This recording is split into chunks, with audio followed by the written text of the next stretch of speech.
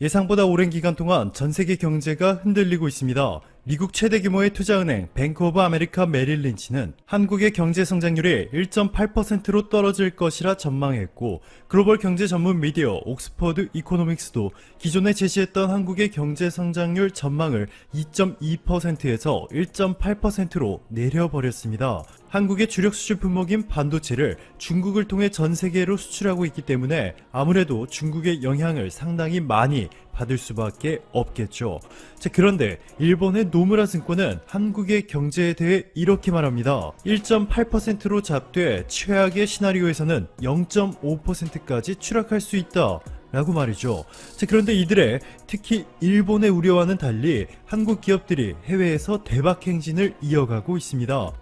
현재 이 시국에 놀래킬 만한 성과를 거두었으니 초대박이라 불러줘도 아깝지 않겠죠.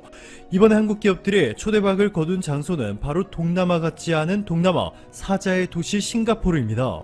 싱가포르 대표신문 더 스트레이트 타임스는 싱가포르 육상교통청이 주롱 지역 4개역에 5억 9,600만 달러 규모의 설계 및 건설 공사 3건의 계약을 체결했다며, 3건의 계약 중 무려 1억 9,740만 달러에 육박하는 대규모 공사, 2027년까지의 가장 고난도인 환승 역사와 고가교 등의 시공을 한국의 대림산업이 맡게 되었습니다. 싱가포르에서는 7번째 MRT 노선이자 역사상 최초의 완전 육상 노선인데요.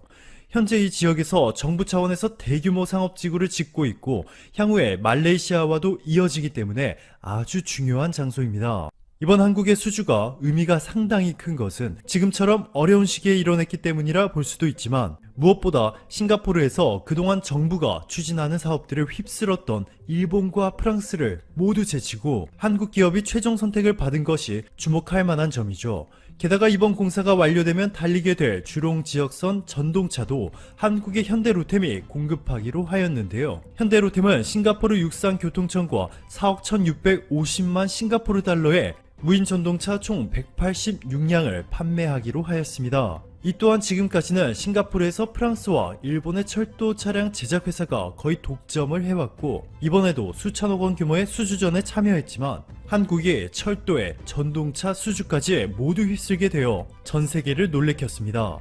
싱가포르 방송사 채널뉴스 아시아는 현대로템이 설계한 열차는 운전자가 필요 없는 완전 자동 열차로 실시간으로 결함을 감지하고 열차 상태를 스스로 진단 및 모니터링하는 기능까지 갖추고 있다. 여기에 휠체어 사용자 및 유모차를 위한 공간도 넉넉히 있고 탑승도 매우 편리하다 라며 극찬을 아끼지 않았습니다. 이렇게 싱가포르 정부가 지금까지 거래를 해왔던 프랑스와 일본을 제쳐두고 한국 기업들을 핵심 사업 파트너로 선택한 것은 일본과 비교해 압도적인 기술력을 보유한 것도 맞지만, 대한민국 정부의 신남방 정책에 싱가포르에서도 잭팟을 터뜨리며 진출 우선국 지위를 확보하였고, 이를 바탕으로 수천억 원에 달하는 이번 철도 사업뿐만 아니라 창의공항터미널 넘버 5, 싱가포르 건설부의 29조 원 규모 대형 건설 사업 등에서도 한국 기업들이 다른 나라 기업들보다 한 발자국 앞서서 더 유리한 조건에서 수주를 이어나가고 있습니다. 반면 일본은 중국 사태에 대한 세계 최악의 대처와 싱가포르와 태국 등 기존의 일본 기업들이 휩쓸었던 국가들에서마저 대규모 사업들을 한국에 모조리 빼앗기게 되면서 아베 총리의 지지율이 심상치 않은 속도로 추락하고 있죠. 아베의 친구 친아베 신문이라 불리고 있는 산케이 신문마저 더 이상 감싸줄 수가 없는 수준이었는지 후지 뉴스 네트워크와 공동으로 실시한 여론조사에서 아베 내각의 지지율이 3.62%로 지난달보다 무려 8.4%포인트나 추락하였다며 1년 7개월 만에 아베 내각을 지지하지 않는다는 비율이 지지한다는 비율을 앞섰다며 사태의 심각성을 보도하였습니다. 오늘도 감사합니다. 최고로 멋진 하루 보내시길 바랄게요.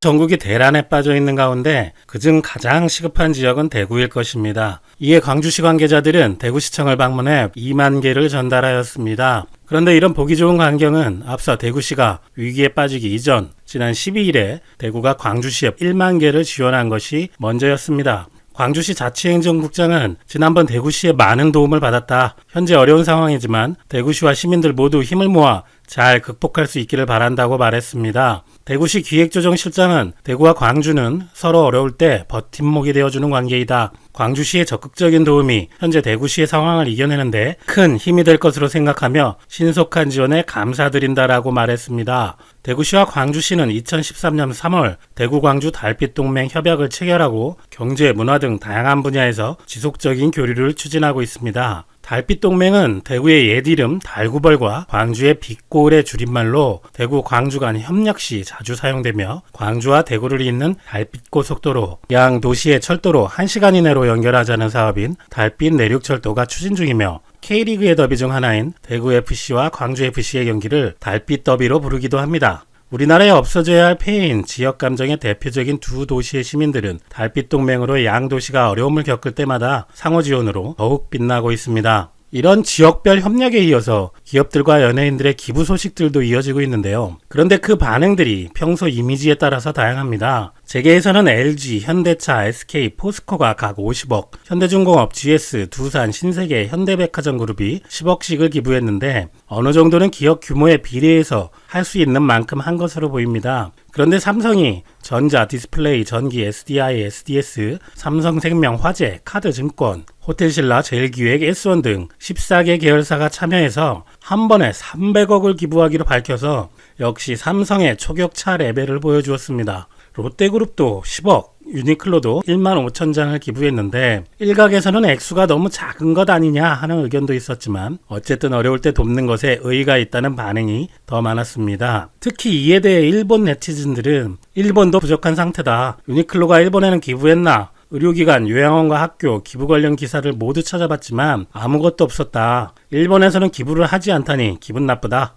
일본도 부족한데 왜 해외에 기부하나? 앞으로 불매운동하겠다라는 반응을 보였습니다. 연예인들의 선행도 이어지고 있는데 반응들도 다양합니다. 그 중에서 가장 눈길을 끄는 사람은 박명수 씨로 2만 장을 기부하면서 어르신들과 소외계층의 감염 예방을 위해 써달라는 뜻을 전했는데 박명수 씨는 앞서 자신이 진행하는 KBS 쿨 FM 박명수의 라디오쇼에서 풍기 현상에 대해 어제 뉴스에서 줄을 서서 하는 모습을 봤는데 없다는 게 말이 되는 얘기인지 잘 모르겠다라며 편안하게 사용할 수 있게끔 해주는 게 가장 중요하지 않을까 싶다고 생각을 밝혔습니다. 특히 판매하시는 분들, 유통하시는 분들도 어느 정도 이득을 남겨야 하겠지만 국민에게 필요하고 사재기라는 건 있을 수가 없는 상황이니 도와주셨으면 좋겠다라고 말했습니다. 그런데 이 발언이 한편으로는 진영 논리로 이용되어 갑론을박도 벌어졌는데 어쨌든 소신 발언으로 지지를 얻었던 박명수는 언행일치를 실천해서 더욱 귀감이 되고 있습니다. 또 한편 무리를 빚고 자숙 중인 그룹 아이콘 출신 BI도 10만 개를 기부했습니다. 당초 BI는 5만 개를 준비했으나 상황이 더 심각해지자 추가 5만 개를 합쳐 지원하게 됐습니다. 일부 네티즌들은 어려울 때를 틈타서 기부로 면죄부를 받으려는 것 아니냐는 눈총도 보내지만 이 시국에 구하는 것이 얼마나 힘든 일인데 돈만 띵 내놓는 게 아닌 기부한다는 건 정말 칭찬받아야 한다. 남의 선행에 악플을 다는 사람들은 본인의 행실부터 돌아봐야 한다는 의견들이 더 많은 공감을 얻고 있습니다.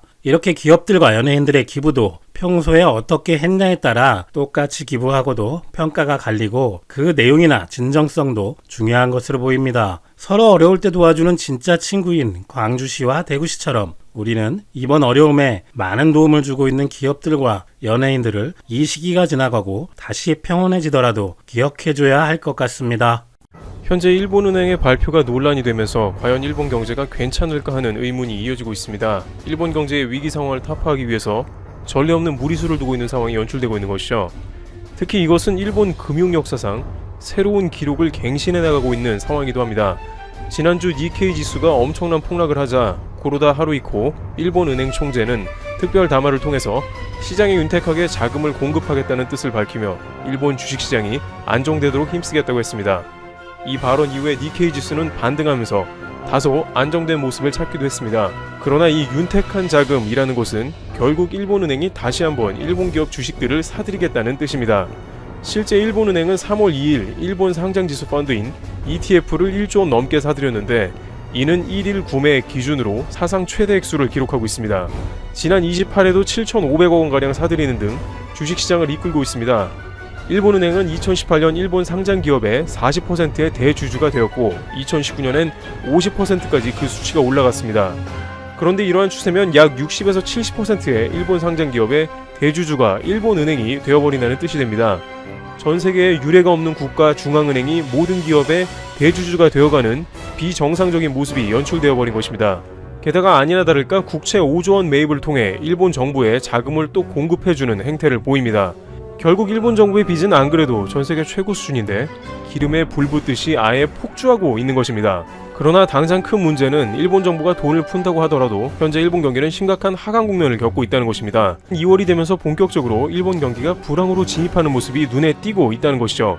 소프트뱅크의 빅데이터 업체에 따르면 올해 1월에 비해 평소 가장 유동인구가 많은 신주쿠역과 시부야 등에서 2월 유동인구가 약 5에서 7%가량 줄어들었습니다. 도쿄에 온 관광객은 전월 대비 50%나 급감했습니다.